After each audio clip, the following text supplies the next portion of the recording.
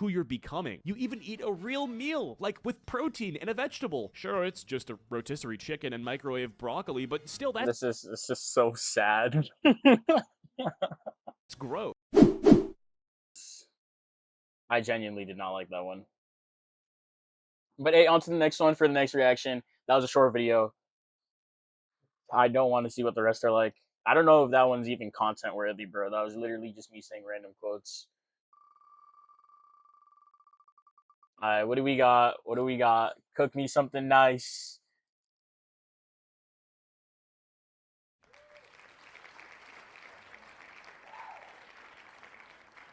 Okay, see, I put this one on there because I was like, that sounds like a fun one. But what even are my common phrases?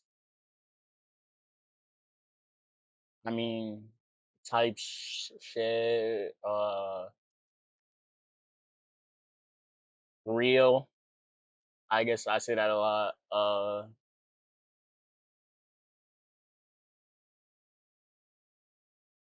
You're tripping. This one is like this one probably gonna be easy. Okay, probably I be using that one a lot too. It's probably gonna be maybe I'm probably just gonna have to like talk completely different. Okay, this one can be interesting.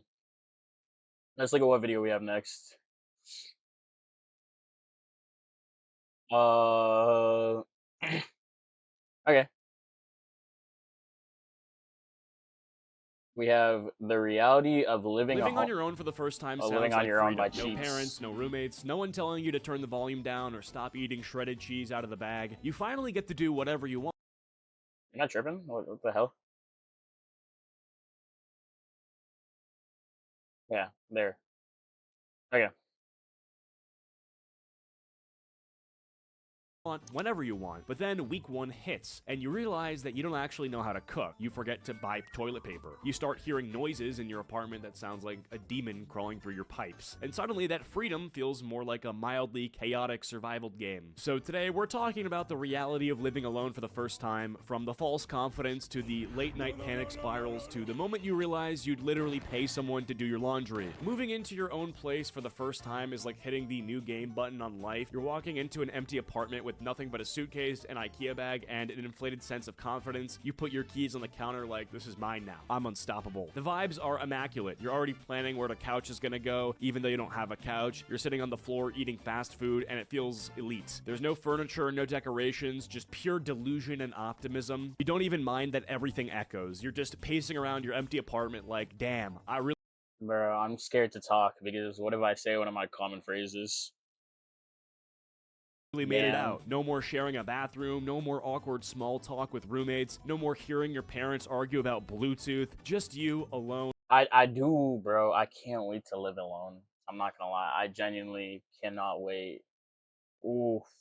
I'm just waiting for the day that I get to move out, man. Unbothered king slash queen slash unpaid intern of your new domain. Now you're saying some dumb shit like, I think I'll read. Okay, then I'll say bro instead. If that word is a common phrase, I'll say bro. You know? More now. I'll definitely cook every night. I'm gonna wake up early and stretch. You're lying, but you believe it, because in that moment, you're on top of the world, and I'll be nothing back can right ruin quick. this high. Give me a Except, second. you know, life. Which brings us into week 1, the honeymoon phase. This is the best week. Peak delusion. You feel unstoppable. You're walking around in a towel, eating pizza rolls for breakfast, blasting music at 2 a.m. Nobody can tell you shit, because there is no one to tell you shit. You light a candle, and suddenly your apartment's like cozier. You wipe down your little counter and call it deep cleaning. You even fold your towels like they do in hotels. Badly, but it's the effort that counts. You start giving your apartment a fake personality, like, this is my tea corner. You don't even drink tea. This is my reading nook. There's no chair there. It's just the floor and a power outlet. You FaceTime your friends like, yeah, you know, I've been focusing more on my space lately. Translation: you put up one poster and moved a chair twice. You make one pot of spaghetti and then suddenly you're a chef. You're plating it like, the presentation is good. I You am pour actually a tap water chef. into a wine I love to glass, cook. and then you call it elevated living. Romanticizing everything at this point. Doing the dishes is therapeutic. Taking out the trash is grounding. Sitting on the floor eating cereal, it's minimal. Okay. To make this more like interesting, because I can't really like identify you common phrases. Let's say common words. Let's say I can't say bro. I can't use modern slang. I can't use bro, hooked. Like you cooked, I can't use that's tough, that's fire. Uh heat, aura, that there's so much aura. I can't use those words, like common words. We'll try to see basically no slang, no slang. Minimalistic, but give it a few days, that candle will burn out, the spaghetti leftovers will get sketchy, and reality will start kicking in. But for now, you're vibing. It's nice. Week 1. Week 2 is where the cracks start to show. This is the, oh, I have to do everything realization. The dishes start piling up. You tell yourself, I'll do them after I eat, but then you eat again and again. And now your sink looks like a Jenga tower of shame. The trash still. Yeah, I'm going to be 100% transparent with you. This is just laziness. I've never had a hard time. Like, washing dishes isn't fun, yeah, but this shouldn't be that big of an issue if you're living alone. You just got to be able to take care of yourself. There, overflowing. You've started doing that thing where you press it down to make space. Oh yeah, by the way, y'all check me if I slip up and I say something. Like that's a real solution. At this point, the trash bag is basically a roommate. Laundry? Yeah, no. You've been wearing the same hoodie for 5 days straight. It's developing its own personality. You do the sniff test on socks now. They're failing. Your fridge has turned into a haunted museum. There's one shriveled lemon rolling around like a lonely marble. Half a block of cheese with no purpose. A container with something that's either sauce or a science experiment. And the cucumber that you bought, yeah, no, it died a slow, honorable death. You realize that you have to actually plan your own meals. No one is just gonna magically make dinner anymore. So now you're standing there in the kitchen at 7 p.m. like, what can I make with rice, mustard, and string cheese? The answer is nothing. So you go to bed. You got to grocery shop better. Like, you got to get stuff that you actually like.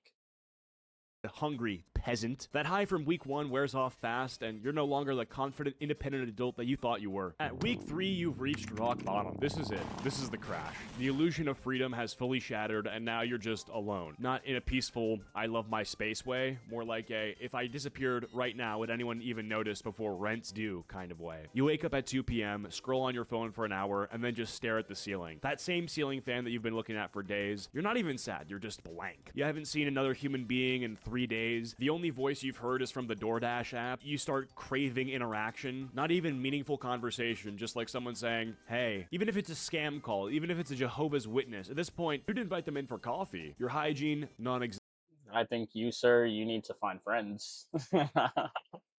You don't even know what day it is. There's a towel on the floor. You've convinced yourself it's clean because it smells like nothing. Your apartment feels gross, not just messy, emotionally gross. It's not a home right now. It's a holding cell for your existential dread. You're eating meals that...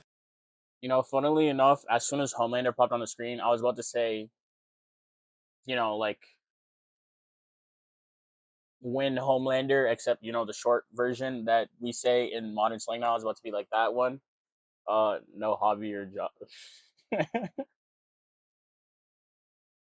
that can barely be called meals. I was about to say this letter and then Homelander. I'm pretty sure that would have counted against bread, dry cereal. You pour water in the pasta pot and then just kind of stare at it like, is this really my life? This is the week where you question everything. Do I actually want to live alone? Did I peak in high school? Is this just it? You go to sleep at 5 a.m. not because you're busy, but because your sleep schedule is on a chokehold. You wake up hating sunlight. You avoid mirrors. You rewatch the same YouTube video 5 times because you don't even have the energy to find a new one. This is not living alone. This is being stranded on an island with Wi-Fi and... Yeah, you don't even just actually live alone. You have nothing going for you. No dates lined up, no friends to see, no job to go to. This is actually kind of sad. You're just at home.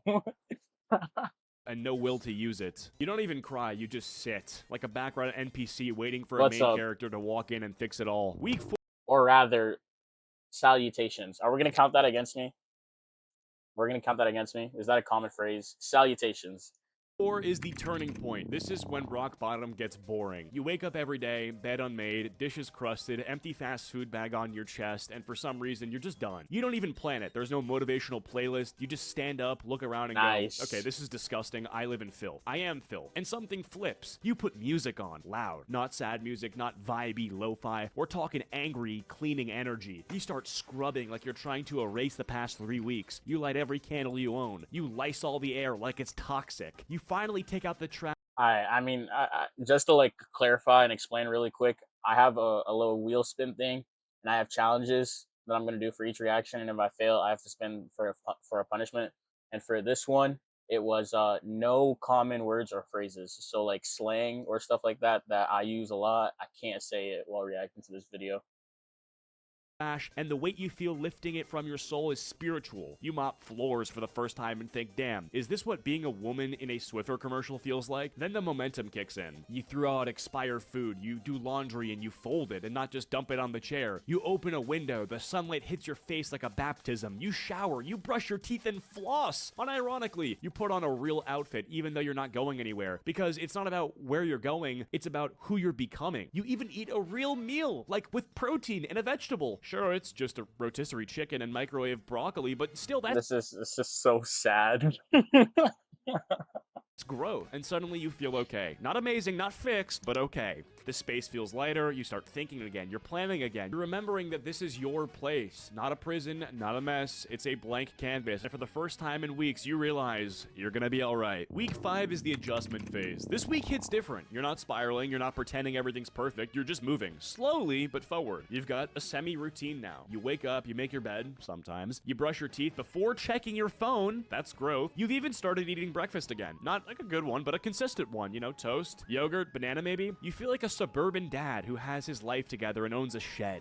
You start putting things where they go without thinking. Keys in the tray, shoes by the door. You're no longer living in a temporary tornado. Your spaces finally function like a space, not a storage unit. Groceries. You're shopping smarter. Less frozen garbage, more real human food. You start building your little rotation of meals. Eggs, chicken, rice, pasta, repeat. You've mastered the concept of seasoning, kind of. You're also budgeting a bit now. You still cry when rent hits, but you've accepted it. You're not overdrafting every week, and that's what we call financial maturity. And socially, you're texting people back, you're making plans, even if it's just come over and sit on the floor while we eat frozen dumplings and talk about nothing. That's progress. There's less dread when you wake up. Your apartment feels like a home now, not in a corny way, in a I don't want to burn this place down anymore kind of way. You're not crushing adulthood, but you're no longer getting crushed by it. And that shift, that's the whole game. Now, week 6 and beyond is the flow state. This is where it all starts to click. Living alone doesn't Okay, feel flow like a challenge state. anymore. It just feels normal. You've got routines now. You clean before it gets bad. You do your laundry. Grocery shopping is efficient. You've accepted that bills exist. You're even sleeping better. And emotionally, you're steady. You're not chasing a high, but you're not crashing every week. You've built a life. Not a perfect one, but a one that fits you. And yeah, maybe you still don't know how to do taxes, but you figured it out. And that's more than most people ever do. But yeah, that's the different stages of living.